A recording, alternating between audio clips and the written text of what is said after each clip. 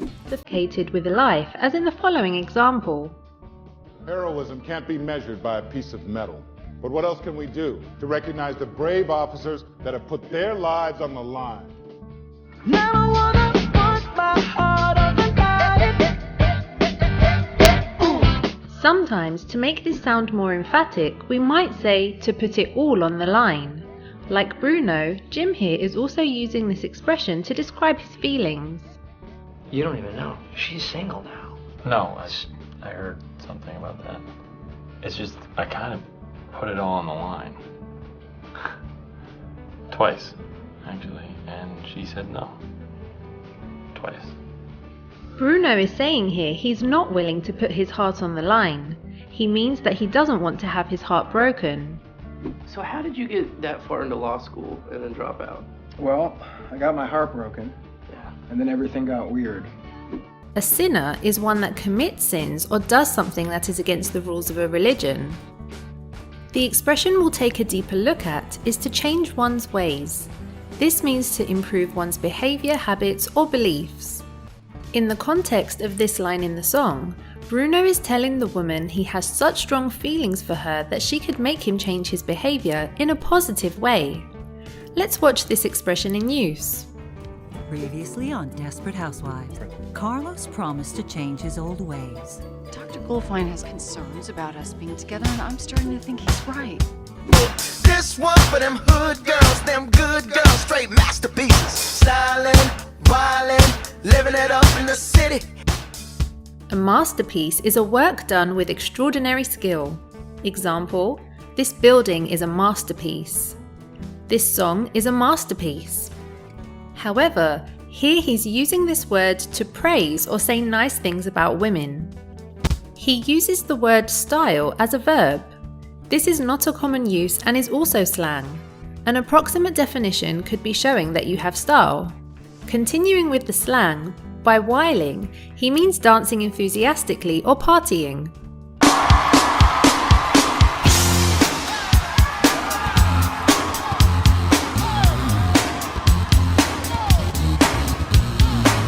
Then he says living it up in the city. To live it up means to have a very enjoyable time, especially by going to parties or having a very busy social life. And tonight's gonna be a good night. And tonight's gonna be a good night. Tonight's the night, let's live it up, I got my money, let's spend it up. Hey, can I get a drag of that? Yeah. I gotta live it up while I can, right? Let's watch these 3 clips if you're still in doubt. I really wasn't gonna flaunt this. I have made a very sizable donation to Oscar's nephew's walkathon. $25. So disappointed it didn't work with him and Penny. Me too.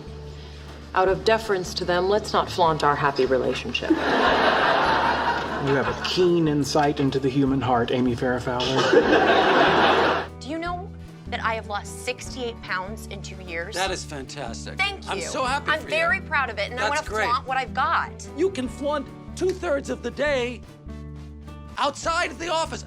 If you think that flaunt means to show or display your possessions, abilities, or qualities to obtain other people's admiration, you got it. It's similar to this other word he uses, brag about something. George Michael was trying to impress a cousin he was tutoring in math. Excuse me, hello. By bragging about software he was developing. So it's privacy software that's also anti-piracy? It's called fake block. He was lying. It was software that made a phone, when tapped, sound like a woodblock. You're probably familiar with own, as in he owns a car. An alternative meaning of this is when we say something like own who you are, or accept who you are, or own it, take responsibility for a mistake. We often turn this into the phrasal verb own up.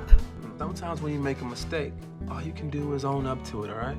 Because it's something you can't fix.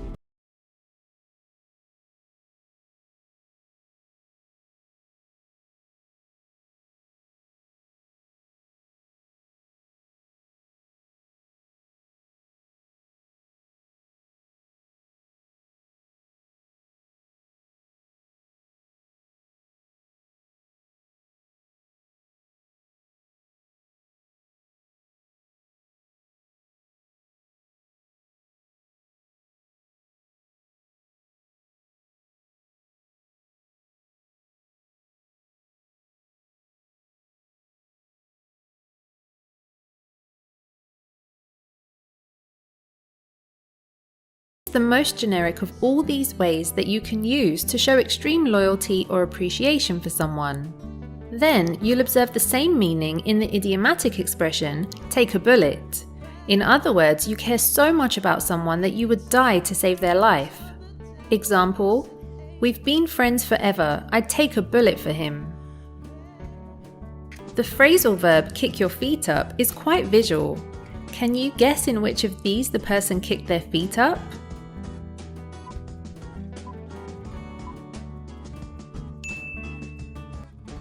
We say this to talk about a moment when we want to relax. A very useful informal word that we love to use instead of relax is chill. Let's watch some clips with this word. Hey Schmidt, how you doing? Can I sit with you on your cooler here? Yeah, just chilling, hanging with the cat. Holla.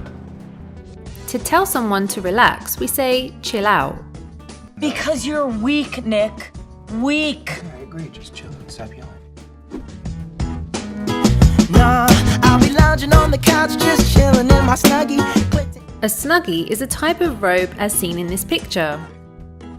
Your old man is your father. If I could only save one possession in a fire, probably my first set of golf clubs. My old man gave them to me. He then uses another fun way to refer to his father, Pops. In American slang, some people also say mums to refer to their mother, but not my old woman. I'll just strut in my birthday suit. To strut is to walk in a proud way trying to look important, the way that models walk down a catwalk. If she's doing something that's making Leonard uncomfortable, you should talk to her.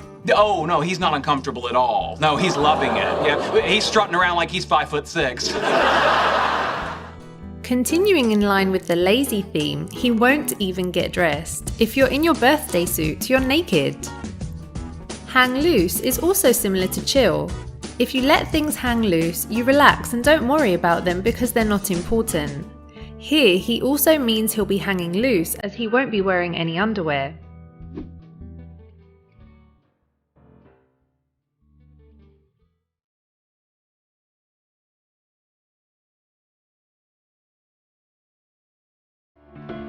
Ways here is similar to when we defined to change one's ways.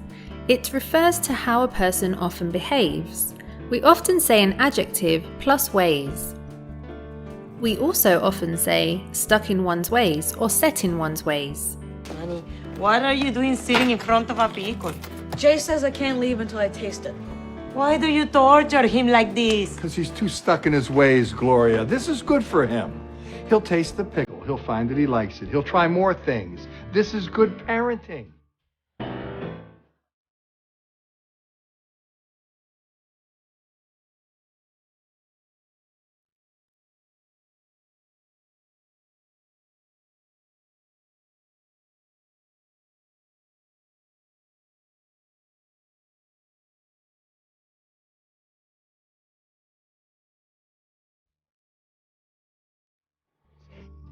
This word is a bit different from the type of vocabulary we've been seeing so far.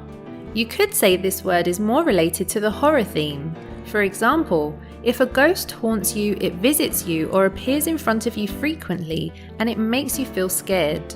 Or think about a haunted house, for example. The use here is a bit less literal. We often talk about a certain memory haunting you, meaning you constantly think about it and you start to feel anxious. I was thinking of unhooking them. Last week, I tried to take one off a girl at a party. I fumbled for so long, she started to laugh. It still haunts me.